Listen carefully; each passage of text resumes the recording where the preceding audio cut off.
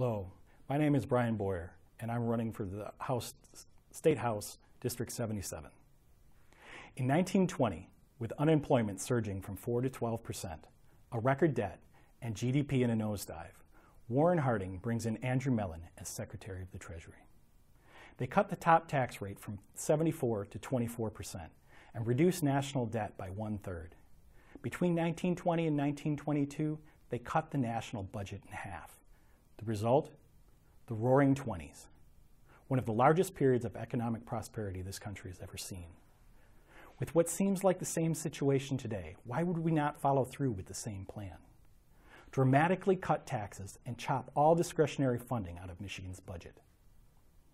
This would restore incentive for hard work, and innovation and expansion would logically follow.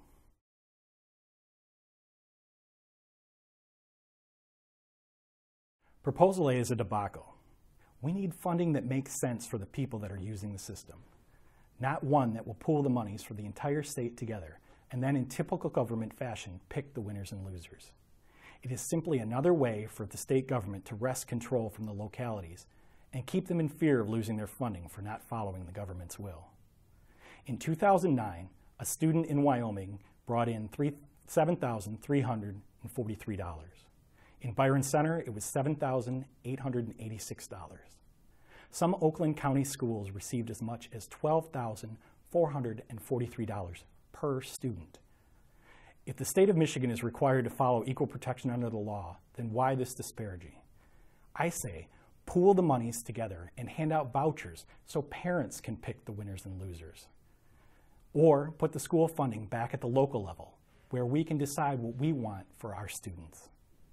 As it stands right now, Byron Center was not even allowed to attempt to pass a millage to cover our shortfall in state-promised monies. We want to solve problems locally, not have state government be a barrier to solutions.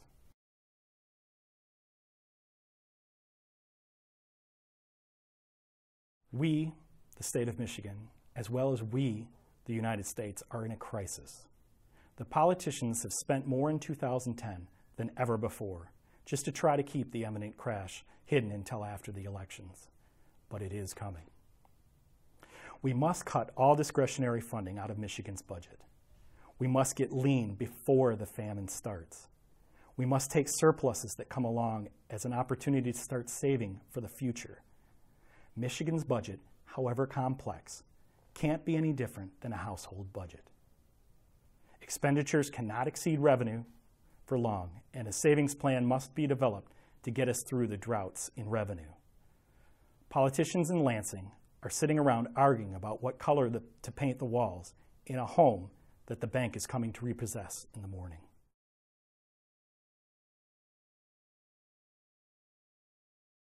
I have developed a factor of 10 to allow citizens of District 77 to wrest their voice back from the political parties and special interests. It is a plan where everyone with an idea can attempt to move it up through the councils to gain acceptance, as well as for the people to hold their representative accountable. It is a plan like nothing else in the state of Michigan, or for the country for that matter. It would revolutionize the way that we select our representatives in the future, as people are stepping up on a smaller scale to get a closer look at the work of the representative. If you do nothing else as a result of this video, please go take a look at the website, afactorof10.com. It will give you pause on pulling a lever for a straight party ticket.